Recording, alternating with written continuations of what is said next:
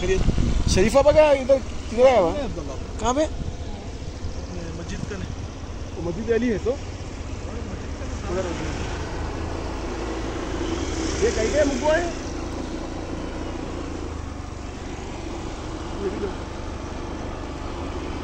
और खैरियत है? अच्छा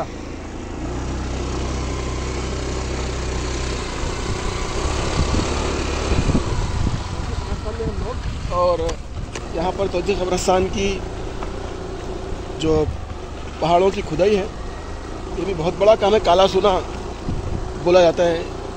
इस काम के करने वाले लोग इदारे के लिए, कौम के लिए जो खिदमत कर रहे हैं और अल्हम्दुलिल्लाह इनको भी जो इससे जो बहुत बड़ा फ़ायदा पहुँच रहा है उसके एवज़ में आवाम के लिए भी कुछ कर रहे हैं।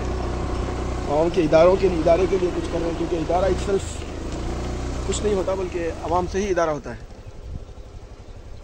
ये देखिए आप, ये करोड़ों रुपए के फ़ायदे के काम हैं। और ये जो सामने दीवार आपको नज़र आ रही है ये सबील इस्लाम की है। और सुनने में ये आ रहा है कि सबील इस्लाम को भी अंदर से खोखला कर दिया गया है और आने वाले दिनों में इसकी भी बंदरबाट होने के बिल्कुल करीब है। और बहुत सारी इसमें भी बहुत सारी प्रॉपर्टी बेच दी गई है गैर कानूनी तरीके से। बस यही बोल सकते हैं कि बेशऊरों ने उठा रखी है दुनिया सर पर, होशमंदों की ज़ुबान तो नज़र तो क्या ज़ुबान तक चुप है। और वहीं पर हम ये शहर खामोशा में हैं, आलम बरज़ख का ये मकाम, जिस दुनिया में आप हम जीते हैं ये आलम मुशाहिदा है और ये आलम बरज़ख है। हम हलाल की तमीज़ किए बग़ैर काम कर रहे हैं। इन कब्ज़ों पर हमारी कौम के इदारे, ख़ास तौर से मजलिस सबीलुल खैर, जिस पर बहुत सारे इल्ज़ाम लग चुके हैं, इस इदारे की बदउनवानी अब इंतहा को पहुंच चुकी है। जैसे बताते हैं ना कि घड़ा भर चुका है, ये कैफियत है। और कोई ज़्यादा बहुत बड़े लोग नहीं हैं, बहुत बड़ी मकदार में लोग नहीं हैं। अगर मान लीजिए इस इदारे के 55 लोग अगर मेंबर होंगे तो उनमें से 5 लोग साजिशों में मुलव्विस होंगे बस। और कई एक चीज़ों में तो सदर की और जनरल सेक्रेटरी के ही आपस के ताल्लुकात इतने ख़राब हैं कि उनमें कभी भी तालमेल नहीं होता। और इदारे का सदर एक लंबे टाइम से बीमार चल रहे हैं, लेकिन उनको अपनी आखिरत संवारने की फ़िक्र करने के बजाय जो है वो हुदा पकड़ के बैठे रहने की फ़िक्र बहुत ज़्यादा है।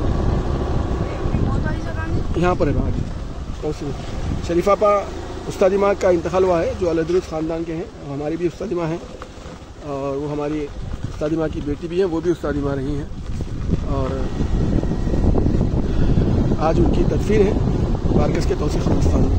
अल्लाह रब्बुल इज़्ज़त मरहुमा की, उस्तादी माँ की, शरीफापा की मग़फ़िरत फरमाए, उनके मरहूम शोहर साहब की भी मग़फ़िरत फरमाए।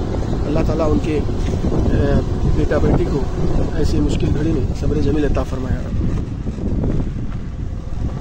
कुल्लु मन अलैहा फ़ान व यबक़ा रब्बुका ज़ुल जलाली वल इकराम।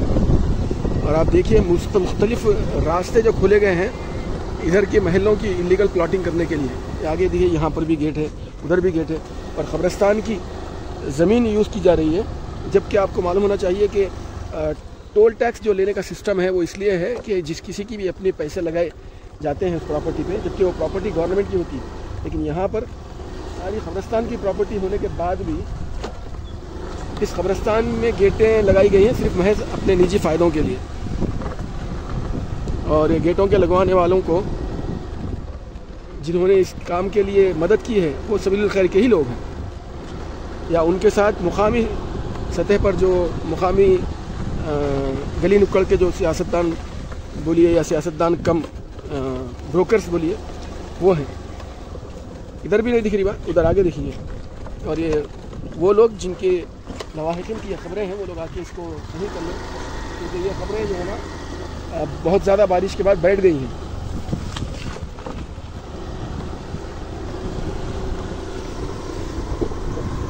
पॉज करेंगे। ये मस्जिद अली का रास्ता है और ये अक्सर ये किताबें कुरान मजीद वगैरह ला के रखने का एक रूम बनाया गया है, स्ट्रॉन्ग रूम। और ये सीधे जानिब जो आप देख रहे हैं 3 मंजिला बिल्डिंग खड़ाई जा रही है, खोखा खड़ाया जा रहा है। पहले खोखा खड़ा के एक अरसे तक वो लोग इंतज़ार करते हैं कि भाई बस्ती के लोग ज़िंदा हैं या उनका ज़मीर ज़िंदा है नहीं है। अगर नहीं है तो जो है ना उसके बाद हम जिगर काम करेंगे। यहाँ पर जो है शरीफाबाद का जो है ना तहसील का काम है और हम लोकेशन डालेंगे बारकस न्यूज़ ग्रुप में ताकि सब लोगों को पता चले।